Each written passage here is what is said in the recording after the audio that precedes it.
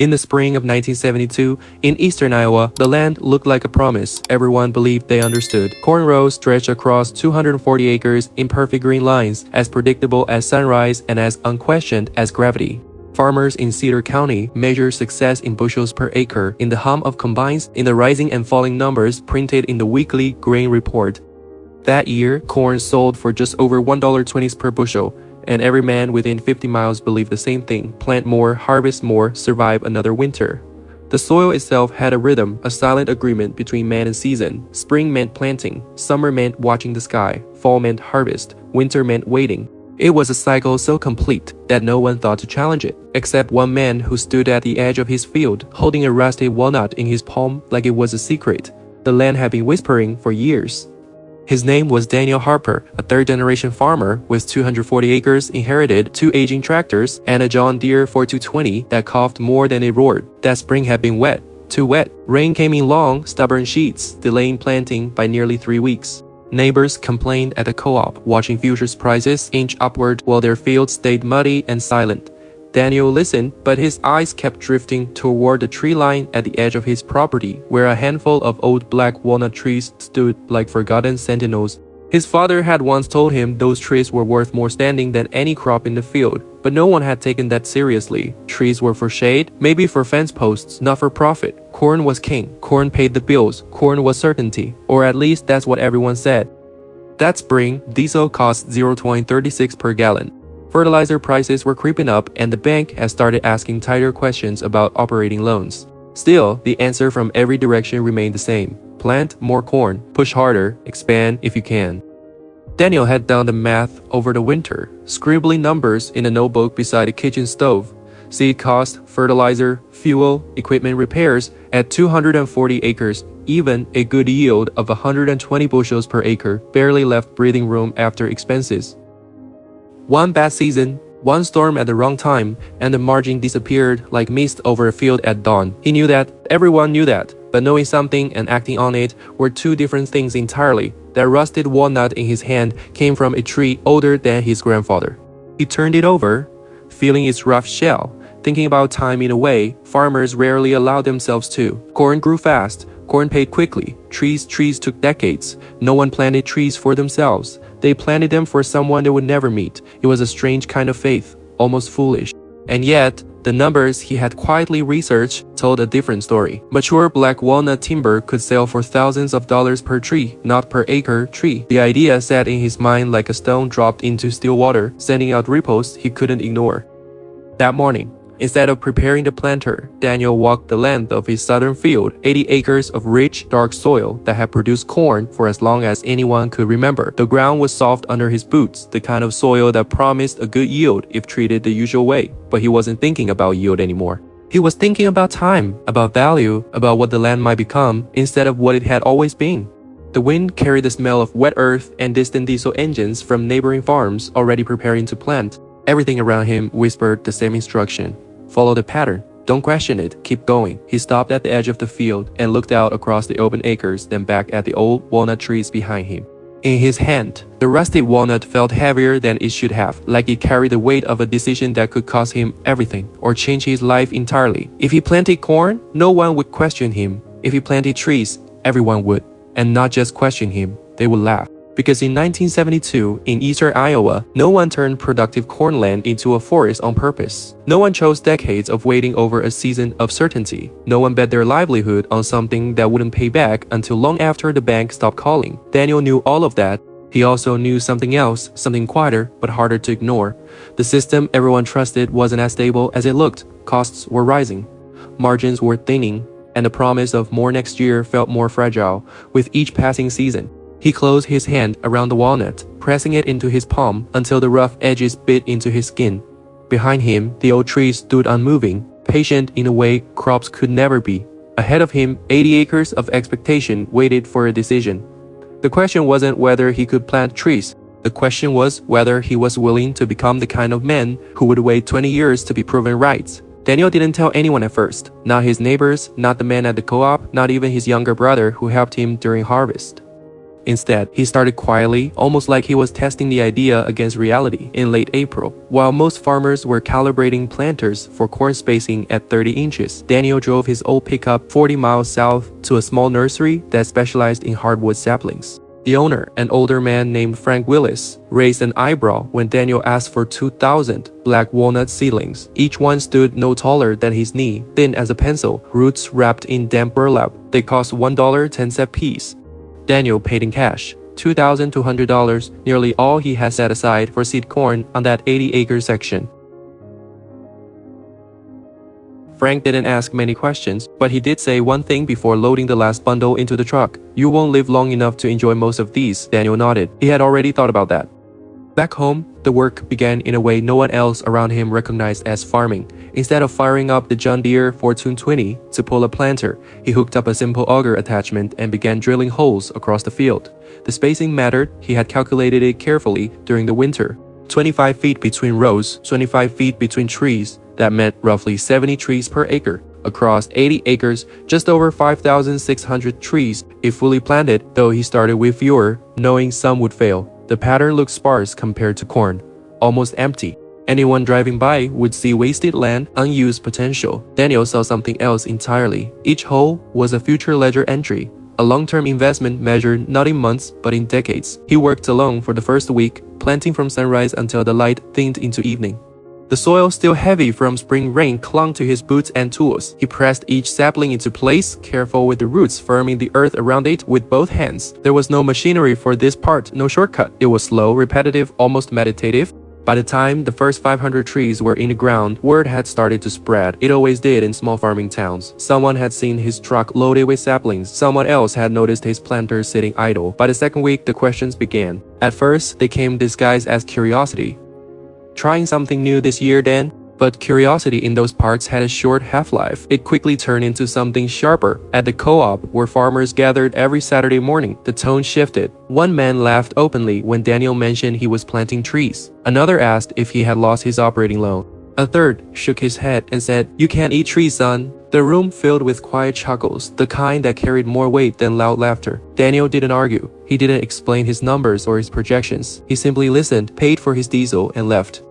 That summer, while neighboring fields turned a uniform green, Daniel's southern field looked uneven, almost unfinished. Rows of tiny saplings interrupted by wide stretches of bare soil. Weeds came quickly, as they always did when land wasn't densely planted. Without the canopy of corn, sunlight reached everything. Daniel spent long hours walking the rows with a small cultivator, cutting back growth that threatened to choke the young trees. It was labor-intensive, far more than spraying herbicides across a cornfield, but he had chosen this.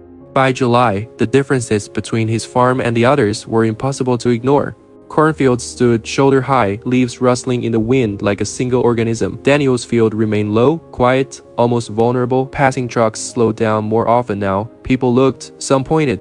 The story had evolved from curiosity into certainty. Daniel Harper had made a mistake. By harvest season, the contrast became a kind of public verdict. Combines moved across neighboring fields, pulling in yields that averaged 110 bushels per acre that year. Not a record, but solid enough. Grain trucks lined up at the elevator, engines idling, men talking about moisture content and prices that had climbed to $1.35 per bushel. Meanwhile, Daniel's 80 acres produced nothing that could be weighed or sold. No grain, no immediate return. Just rows of saplings, most of them barely taller than when they were planted. At the co-op, the laughter was less restrained now. One man joked that Daniel had found a way to farm air. Another said he hoped the bank accepted leaves as payment. Even the banker, a careful man named Robert Hayes, called Daniel in for a meeting. The numbers didn't look good on paper. Reduced acreage in production, increased labor, no short-term income from a third of his land. Robert tapped the ledger with his pen and asked the question everyone else was thinking, just in a more polite form. "What exactly is your plan here?" Daniel looked at the figures, then out the window at the fields beyond town. He thought about the walnut in his pocket, the one he still carried like a reminder. "I'm planning value," he said simply. Robert didn't smile. Banks didn't deal in patience. They dealt in timelines measured in quarters and years, not decades. Still, Daniel had enough equity in his remaining 160 acres of corn to hold his position, at least for now. He left the bank with his loan intact, but the margin for error had narrowed. That winter came early, with heavy snow in November. As Daniel repaired equipment in the barn, the questions returned, quieter now, but more persistent. Had he made a mistake? Had he traded certainty for something too far away to matter? Outside, under a blanket of snow, thousands of small walnut trees stood in silence, their branches bare, their future invisible to anyone who didn't know how to look for it. The years that followed did not offer reassurance. In 1973, corn prices surged unexpectedly, climbing past $2.50 per bushel due to global demand and export shocks. Farmers who had stayed the course saw profits double in a single season. New combines were ordered, additional acreage was leased, confidence returned like rain after a drought. Daniel watched it happen from the edge of his fields, his 160 acres of corn performing well enough, averaging 125 bushels per acre, but his reduced footprint made him miss the full wave of prosperity. The 80 acres of walnut saplings stood unchanged in their quiet geometry, offering no participation in the sudden boom. At the co-op, conversation shifted from survival to expansion. Men who had mocked him now barely mentioned him at all, which somehow felt heavier. Being wrong was one thing. Being irrelevant was another. Daniel adapted where he could. He optimized his remaining corn operation, investing $4,800 into repairing his planter to improve seed spacing and reduce waste. He adjusted fertilizer application rates, cutting back slightly to preserve margins as prices for nitrogen climbed toward 0.118 per pound. Every decision became sharper, more deliberate. He could not afford inefficiency anymore. Meanwhile, the trees demanded a different kind of attention. By the second growing season, survival rates mattered. Of the original 2,000 saplings, nearly 300 had failed due to root shock, pests, or inconsistent moisture. Daniel replaced them in early spring, another 330 spent without guarantee. He began installing simple protective tubes around the most vulnerable rows, cutting sections of plastic pipe to shield young trunks from rabbits and deer. It was tedious work, but necessary. Each tree represented a future that could not be rushed or replaced easily. Weather played its own unpredictable role. The summer of 1974 brought a dry spell that stretched nearly 6 weeks. Corn leaves curled under the heat, signaling stress. Daniel's reduced acreage softened the financial blow, but the drought revealed something unexpected. The walnut trees, though young, showed resilience. Their roots, even in early development, pushed deeper than shallow-rooted crops. They did not thrive, but they endured. It was a small detail, easy to overlook, yet it stayed with him. By 1975, the narrative around Daniel had settled into something quieter, but more permanent. He was no longer the man who made a strange decision. He was the man who had already made it. That distinction mattered. Neighbors stopped questioning him directly. Instead, they spoke about him in the third person, as if his farm had become a kind of experiment unfolding in slow motion. Daniel kept working. He began pruning lower branches on selected trees to encourage vertical growth, learning techniques from agricultural bulletins and extension programs. Straight trunks meant higher timber value decades later. Every cut he made was an act of shaping something he might never fully see. He tracked growth in a small notebook, measuring height and trunk diameter each fall. Numbers replaced speculation. Patterns began to emerge. Some trees outperformed others based on slight variations in soil composition. He adjusted spacing in future plantings accordingly, adding another 1,500 saplings across remaining gaps by 1976. Cost accumulated quietly. Another $1,650 for seedlings. Fuel at 0.42 per gallon. Repairs on aging equipment that refused to retire gracefully. Yet something else was happening beneath the surface, something not visible in annual reports or bank statements. The land itself was changing. Leaves from the young walnut trees began to fall each autumn, creating a thin organic layer across previously bare soil. Moisture retention improved. Erosion slowed along the southern slope where heavy rains once carved shallow channels. It was not dramatic. No one driving past would notice, but Daniel did. Time, he realized, was not just passing, it was working. Still, the question lingered, especially during long winter nights, when numbers refused to add up cleanly. Had he sacrificed too much for something too distant? The walnut he kept in his pocket had smoothed over the years, its rough edges worn down by constant contact. It had become less of an object and more of a symbol, though he would never have called it that out loud. Outside, the rows of trees stood taller now, some reaching 8 to 10 feet, their silhouettes beginning to break the horizon line of the field. They were no longer invisible, but they were not yet enough. Not enough to silence doubt, not enough to prove anything, not yet. By the late 1970s, time began to reveal itself not as a straight line, but as a slow accumulation of quiet advantages. In 1977, corn prices slipped again, falling back toward $2 per bushel after the earlier surge. Input costs, however, did not retreat with the same courtesy. Diesel edged past 0.5 Ds per gallon, and fertilizer costs continued their steady climb. Farmers who had expanded aggressively just a few years earlier now felt the pressure of larger loans and tighter margins. Daniel noticed a shift not in headlines but in conversations. At the co-op, the tone had changed again. Less talk of expansion, more talk of managing risk. Meanwhile, his 80-acre walnut field had crossed an invisible threshold. The trees were no longer fragile saplings. Many now stood between 12 and 15 feet tall, their trunks thickening, their canopies beginning to touch in places. The field that once looked empty now held structure, a kind of emerging architecture shaped by patience. Sunlight filtered differently through the rows. Wind moved differently across the land. Even the soil felt different underfoot, softer, richer, more stable. Daniel began to experiment with something new beneath the trees. Instead of leaving the ground bare, he introduced a low-growing cover crop mix of clover and native grasses across select sections. The idea was simple but deliberate. Reduce weed pressure, improve soil nitrogen, and create an additional layer of value without disturbing the trees. Seed costs were modest, about $18 per acre, far less than corn inputs. The results were gradual but noticeable. By the following season, weed growth had declined and the ground retained moisture longer into dry periods. It was not a dramatic breakthrough, but it was another piece of a system that was starting to make sense. Machinery needs shifted as well. The large planter that once dominated spring operations now sat idle more often. In its place, Daniel relied on smaller, more adaptable equipment. He modified an old cultivator to navigate between tree rows, reducing fuel usage and wear. Annual diesel consumption on that 80-acre section dropped by nearly 60% compared to when it had been planted in corn. Numbers like that mattered, even if they did not show up in yield reports. By 1978, something else began to happen, something Daniel had not fully anticipated. Buyers started to appear, not for timber, not yet, but for smaller products. Local craftsmen, furniture makers, and even a few specialty wood dealers expressed interest in future supply. They asked questions about species, spacing, growth rates. They walked the field, running their hands along young trunks as if trying to see decades ahead. It was the first external validation Daniel had received that did not come wrapped in doubt or skepticism. Still, it did not translate into immediate income. The trees were not ready, not even close, but the signal was there. A market existed, a future demand that extended beyond grain elevators and commodity prices. The farm, once measured in bushels, was beginning to be measured in something less immediate but potentially more significant. Time itself had become part of the business model. That realization changed how Daniel saw everything. He no longer compared his farm directly to others on a year-to-year basis. Instead, he began to think in intervals, 5 years, 10 years, 20. Each season became less about proving himself right and more about staying consistent with a decision already made. The walnut in his pocket, now smooth and darkened with age, remained a quiet companion. He would turn it over in his hand during long walks through the rows, feeling its weight, its permanence. It reminded him that value did not always announce itself early. Sometimes it had to be built in silence, in increments too small for others to notice. By the end of the decade, the laughter had faded almost entirely, not because everyone believed in what he was doing, but because the outcome was no longer obvious. The field no longer looked like a mistake. It looked like something else, something unfinished, but intentional.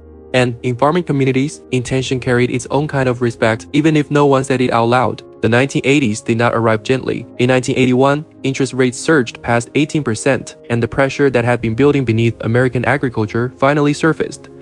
Farms that had expanded during the boom years found themselves carrying debt that no longer matched reality. Land values, once climbing steadily, began to stall, then fall. Corn prices hovered unpredictably, often failing to keep pace with rising costs. Across Iowa, auctions became more common. Equipment lined up in rows, tagged and priced, waiting for new owners. It was not sudden, it was a slow unraveling. Daniel felt it too, but differently. His 160 acres of corn still produced, averaging around 130 bushels per acre in good years, but margins had tightened to the point where every decision carried weight. He reduced fertilizer use further, experimented with crop rotation on a smaller section, and postponed replacing aging machinery.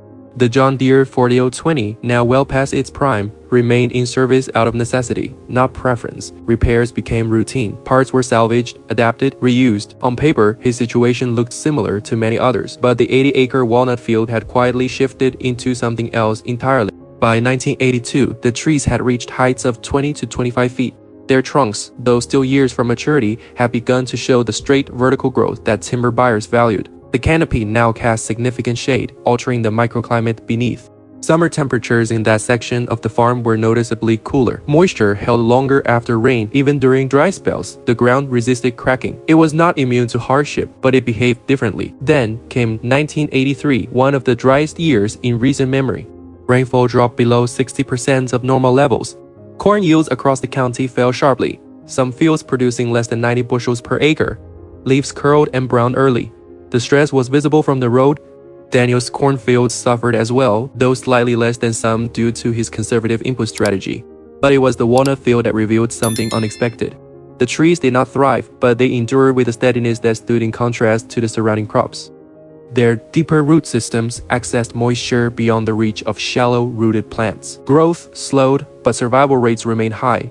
It was not a victory, not in the traditional sense. There was still no harvest, no sale, no immediate return.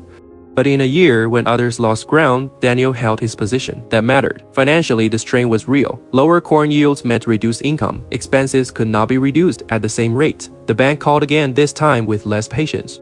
Robert Hayes reviewed the numbers with a tighter expression than before. "You've managed well," he said, "but this environment doesn't reward waiting." Daniel understood what he meant. The farm economy was shifting toward short-term survival. Long-term bets looked increasingly risky from the outside. Still, Daniel did not change course. Instead, he made adjustments within his system. He began selectively thinning weaker trees, removing those that showed poor form or slow growth. It felt counterintuitive at first, cutting down something he had spent years nurturing, but it improved spacing, reduced competition, and directed resources toward the strongest individuals. The removed wood, though small, found a modest use: fence posts, firewood, small-scale local sales. Not significant income, but not nothing. Every piece had value if seen correctly.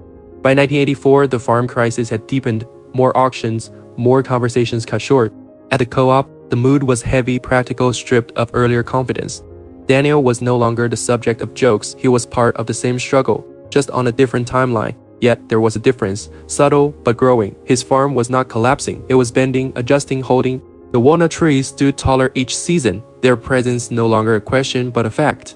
They had crossed another invisible line, not yet mature but no longer speculative. Something real had taken root, something that did not depend on the price of corn next month or the interest rate next quarter. And for the first time in years, Daniel felt a shift, not just in the land, but in the direction of the future itself. By 1986, the difference between Daniel's farm and the others could no longer be measured only in yields or balance sheets. It showed up in quieter ways first, in how often he needed to borrow, in how rarely he spoke about surviving the next season, in how his land responded when the weather turned against it. That year brought heavy spring rains, the kind that drowned low-lying fields and delayed planting across much of Cedar County. Corn sat unplanted well into May on neighboring farms, soil too saturated to support machinery. Some fields had to be replanted entirely, doubling seed costs and pushing harvest dangerously late into the fall. Daniel's corn acres suffered the same delays, but again, it was the 80-acre walnut field that behaved differently. Water pooled briefly, then disappeared more quickly than expected. Years of leaf fall and root structure had changed the soil's ability to absorb and hold moisture. What had once been a flat, predictable surface had become something more complex, more resilient. He began to understand that the trees were not just a future product. They were already altering the present. That realization sharpened his decisions. He expanded the cover crop system beneath the trees, increasing clover density and introducing a rotational grazing experiment with a small herd of 18 cattle. It was a modest operation, but intentional. The cattle grazed in controlled intervals, fertilizing the soil naturally while keeping undergrowth in check. It reduced the need for mechanical clearing and added a small but steady income stream.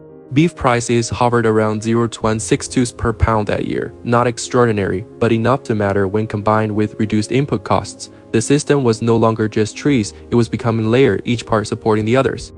By 1987, the first meaningful financial signal arrived from the walnut field. A regional buyer, operating out of Missouri, offered to purchase a selection of thinned trees suitable for veneer logs, still small by industry standards but usable for specialty cuts. The offer was modest compared to mature timber prices, averaging $85 per tree for the best specimens removed during thinning. Daniel selected 120 trees carefully, balancing immediate return with long-term growth potential. The sale brought in just over $10,000. It was not transformative, but it was proof. The land had produced something that was not corn, not cattle, not dependent on a single season. At the co-op, the tone shifted again, but this time it carried something new. Not laughter, not dismissal, something closer to curiosity edged with caution. A few farmers asked questions directly now, about spacing, about costs, about timelines. Daniel answered simply, without persuasion. He had learned that explanation did not change minds. Time did. Still, the pressure had not disappeared. His machinery was aging further. The John Deere 4020 required a full transmission repair in late 1987, costing $2,300, a significant expense given the tight margins. He considered replacing it, but interest rates remained high enough to make new loans unattractive. So he repaired it, again choosing patience over speed.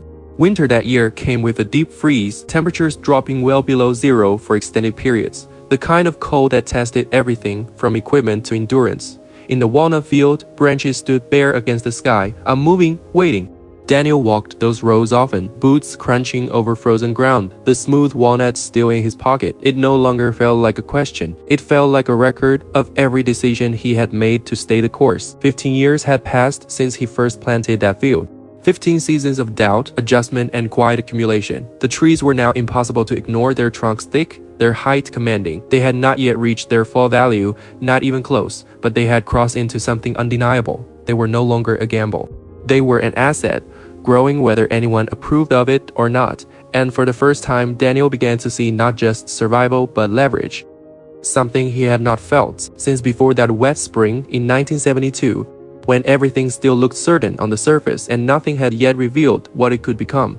By the early 1990s, the farm had entered a phase Daniel could never have fully imagined back in 1972. What had once been an experiment now carried weight in numbers that others could no longer ignore. In 1991, a timber assessor from Illinois walked the 80-acre walnut field with a clipboard and a measuring tape, stopping at intervals to calculate trunk diameter at breast height, checking straightness, noting density. He moved slowly, professionally, but there was a subtle shift in his tone as the evaluation continued. These were not just trees anymore. These were future logs of significant value. His preliminary estimate placed mature potential between $2,500 and $6,000 per tree for the highest quality specimens, depending on market conditions and final growth. Daniel did not react outwardly. He had learned not to attach himself too quickly to projections. But the numbers settled into him differently than anything before. They were no longer abstract. They were tied to something standing directly in front of him, something he had planted with his own hands nearly 2 decades earlier. Meanwhile, his corn operation, still running across the remaining acreage, had stabilized. Yields hovered around 135 bushels per acre, and prices fluctuated between $2.30 and $2.70 per bushel. It was steady, predictable, but no longer the center of his thinking.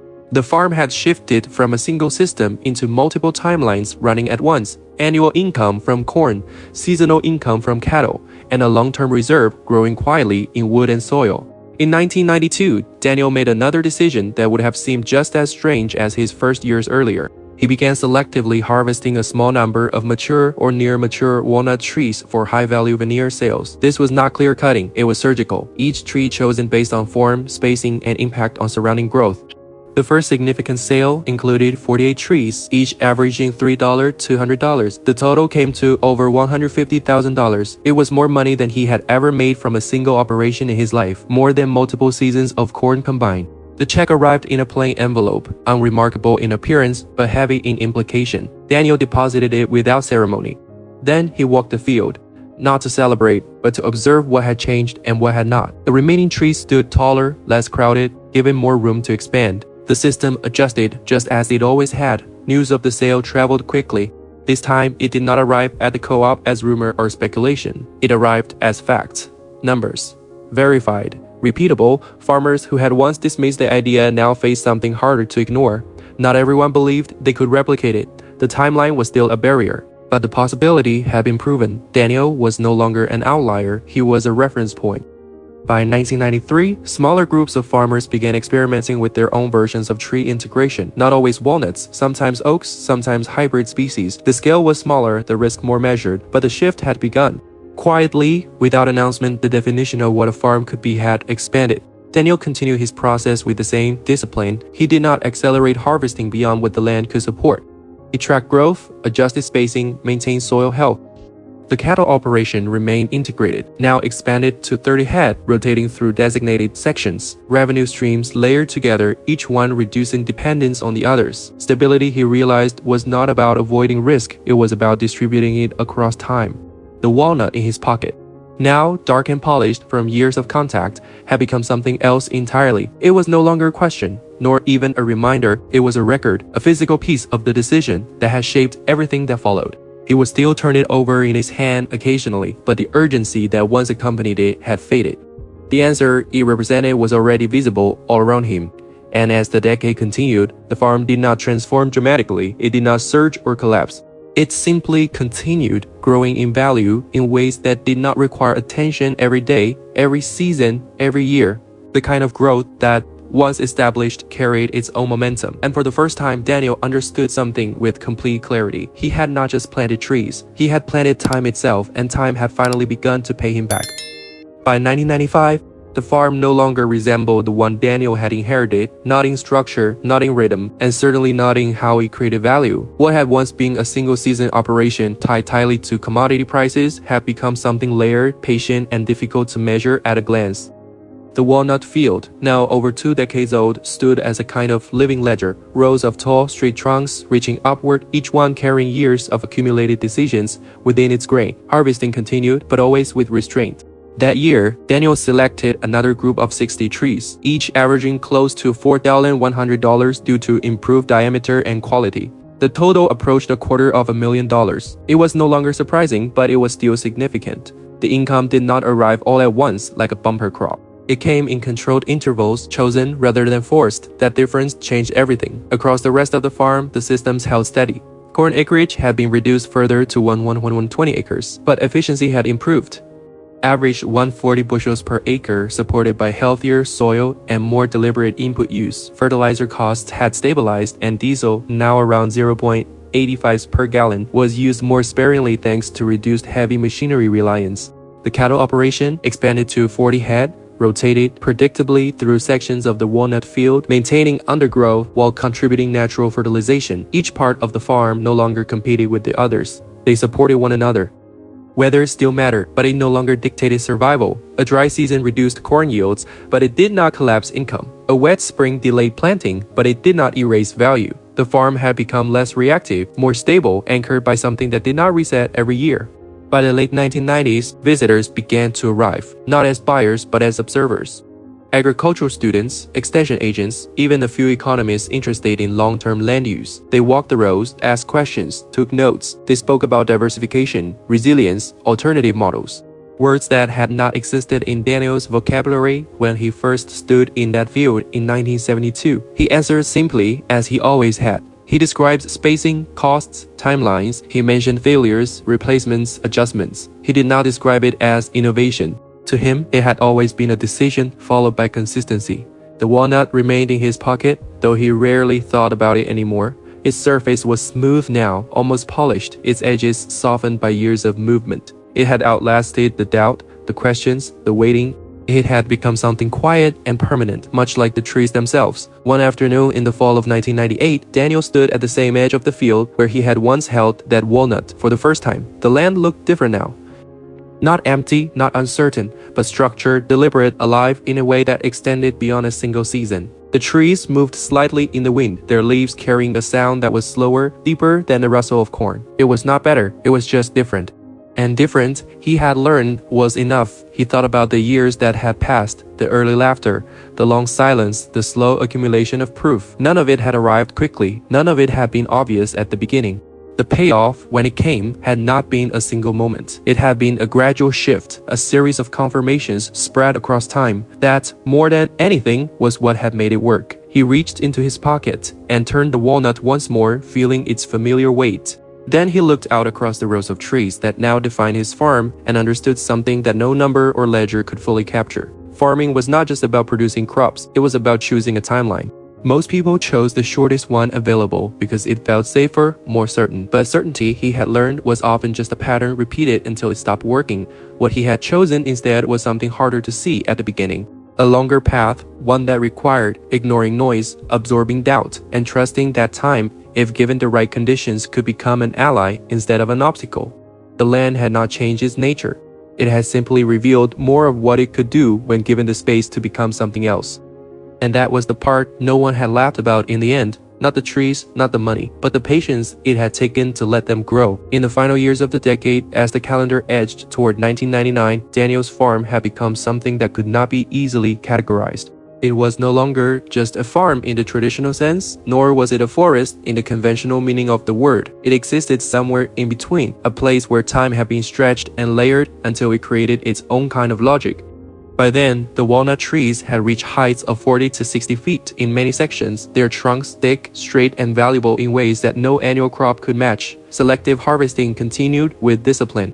In 1999 alone, Daniel sold 75 carefully chosen trees, with premium veneer logs reaching prices as high as $5,800 each. The total revenue from that single year's timber harvest exceeded $20,000.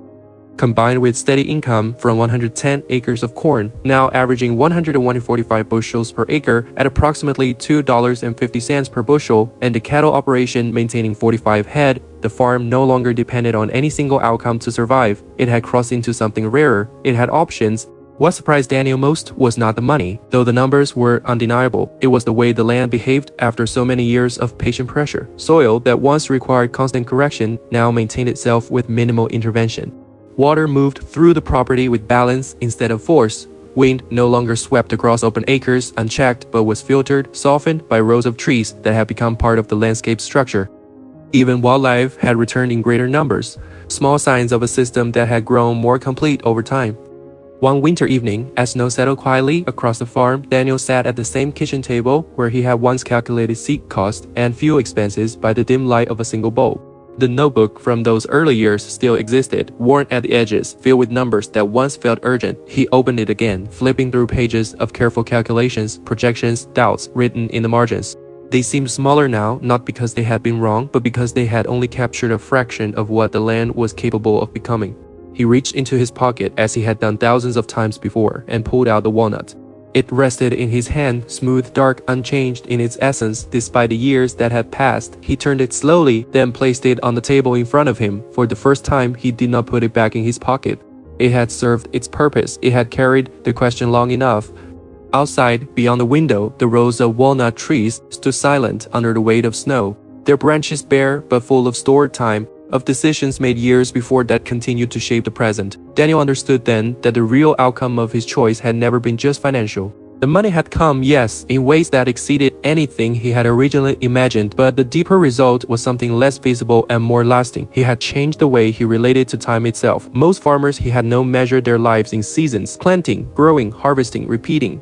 It was a rhythm that made sense, but it also kept decisions trapped within short cycles. What he had done instead was extend that rhythm, layering seasons into decades, allowing actions taken in 1 year to unfold across many. It had required absorbing uncertainty for longer than most people were willing to tolerate. It had required ignoring voices that measure success too quickly. But in return, it had given him something those shorter cycles could not: stability that did not depend on immediate results. A kind of quiet leverage built from patience rather than speed. In the end, there was no dramatic moment where everything changed, no single season where the farm suddenly became successful. The transformation had been gradual, almost invisible while it was happening. That was why so many had missed it. They were looking for a turning point. Daniel had created a process instead. And processes, when given enough time, tend to become outcomes. He closed the notebook and looked once more out toward the field, now a forest that still remembered what it used to be. The question he had faced in 1972 no longer existed. In its place was something simpler, something that no longer needed to be asked. If you were willing to wait long enough, and if you were willing to act on what others dismissed, the land would eventually show you a version of itself that most people never lived long enough to see. And sometimes, that was the only payoff that truly mattered.